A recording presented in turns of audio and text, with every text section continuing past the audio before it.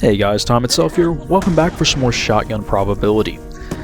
Most weapons have time to kill, but shotguns with the random spread, we have to talk about the probability of getting a kill. In this video we're looking at the S12 shotgun from Black Ops 2. As I talked about in the previous video on the 870, I've collected a fair amount of data from in-game to come up with a reasonable estimate of the probability that a single pellet hits. Combine that with how many pellets it takes to kill, and it becomes fairly easy to get a reasonable estimate of the probability if you've got a kill or not. So let's get to the S12. It's a 30 to 6 damage weapon, but again what we're really interested in is hits to kill. While it shoots 8 pellets in a shot, it'll take anywhere from 4 to 17 to kill. Shotguns in the Black Ops series are notably different from their Modern Warfare counterparts, in that the Black Ops shotgun spread varies greatly with stance, movement, shooting, and aiming down sights. I'm only going to concern myself with the case of standing and moving, or shooting, or ADS, as that's how I almost always find myself using shotguns. Shotgun's real threat is in one-hit kill potential. Firing from the hip is great for a quick shot, but at longer ranges, the ability to narrow the choke becomes essential for landing all 17 of those shots on target. It's at this point I should go back and mention some of the comments left on the 870 video. They noted that I should place more emphasis on the importance of aim in getting the probabilities I'm showing. I am assuming aiming at the center of the chest so that the pellets have the highest possible probability of hitting. But the spread is so narrow that at 10 meters, it's possible to nearly guarantee all the pellets hit. So this becomes more a question of aim than spread. Getting the shot would require aim so precise that going for headshots would be easier than taking this ideal shot. So consider the ADS numbers to be more akin to time to kill. Also, aside from the 870 pump shotgun, dealing with the recoil, let alone a moving target, will make my ADS numbers wildly idealistic. Before we get into specifics, I need to note that while I use the most accurate and recent information available when I made these charts, they may require updating at some point, for new balance patches or the small possibility of an error on my part. So I've linked to a Google Docs spreadsheet in the description which should have the most current calculations. However, as of time of recording, only the Black Ops 2 weapons have been updated for the new probabilities to hit. At last, to the charts. First up, one-shot kill potential. From the hip, the S12 hasn't got much at all past 5 meters. The laser improves the situation as usual, but doesn't extend that 5-meter range due to the damage drop-off and increasing number of hits to kill. When well aimed, it can be a reliable one-hit kill out to 9 meters. Now, assuming 15% reduction in range, the silencer doesn't start to hurt the performance until a range where the spread has already started to hinder the one-hit kill reliability. Alternatively, assuming a 15% increase in range, long barrel makes for a modest improvement, but doesn't extend the reliable one-hit kill range unless aimed.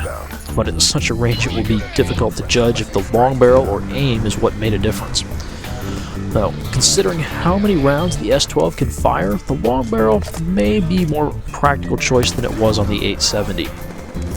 A similar case could be made for the laser sight. When you can dump 4 or 5 rounds, half the magazine, quickly, the benefit of not needing to aim down sights for the additional accuracy, where you can easily miss and obscure your target with the gun sights, becomes very useful. So let's look at some charts for multiple shots.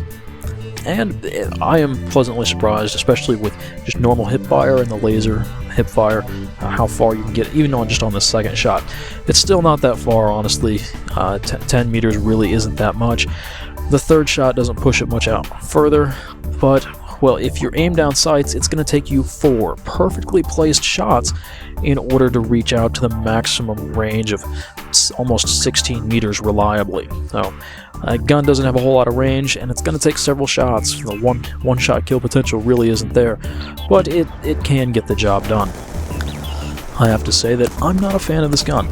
Despite the ability to empty the 10-round magazine almost as fast as you can pull the trigger, and like other Black Ops 2 shotguns, the ability to aim down sights and narrow the choke dramatically.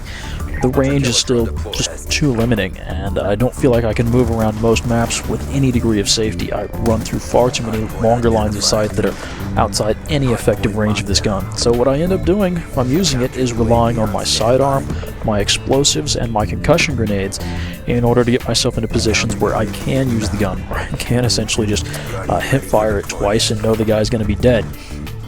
I'll aim down sights when I get in a situation where it's going to help. But you see this clip I had, little inventory was labeled S12, and yet I'm going to get more than half the kills with the C4, the pistol, and the Guardian there.